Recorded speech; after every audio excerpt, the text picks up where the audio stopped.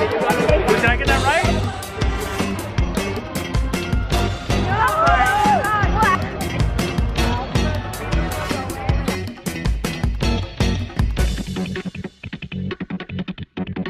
So we saw 20 minutes of the film and it was really funny, but I was wondering how it was behind the scenes.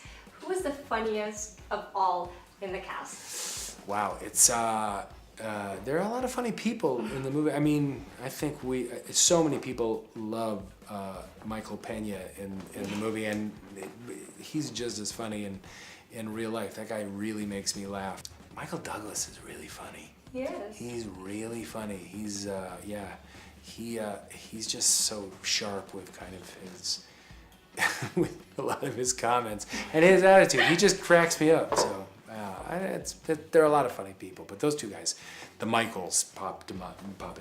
Okay. We missed you in Infinity War, but we're glad to have you as Scott Lang back in the big screen. So tell us, what are the disadvantages and advantages of producing and writing the film? You know, to try and add something to this entirety of like the Marvel world is a pressured kind of film job. Yeah. You know, a lot of people are paying attention, and so that is a challenge, and it's a challenge to kind of come up with what it's going to be. Thankfully, there are people in the room that are also contributing that are better and smarter and know more about it than I do.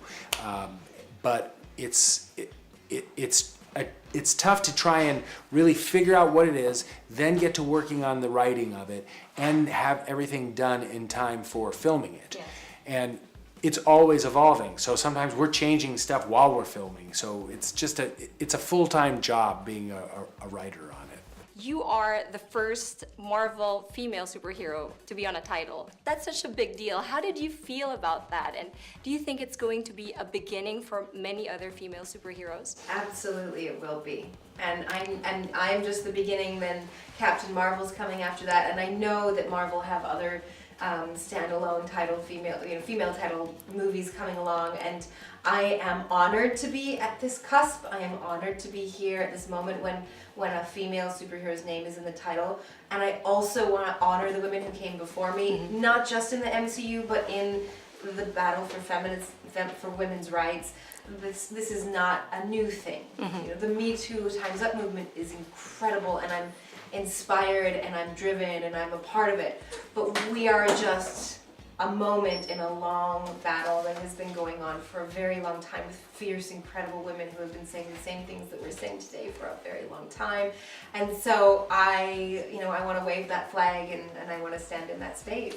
One thing you said in the press con earlier, which was really nice, is how it's a struggle to find the best version of yourself as a superhero and the best version of yourself as a dad. Yeah. So which do you think is harder? I mean, you play both roles.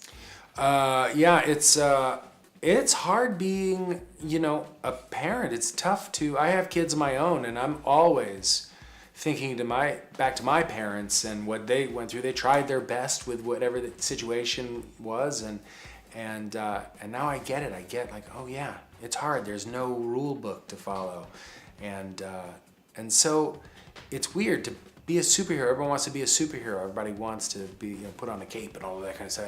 And for somebody to I could go do this and save the world, but how does that affect the one who I love the most, and is that a really good thing? And that struggle is, I think, the most interesting part of the role. So after watching Infinity War, did you ever think of, if your character was there, how you would have defeated Thanos?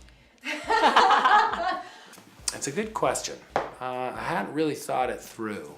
I guess, it's like when you shrink, you're able to kind of sneak in and out of places and nobody notices, but I don't know, man. Thanos sure seems mighty powerful. He would pick up on all of that stuff.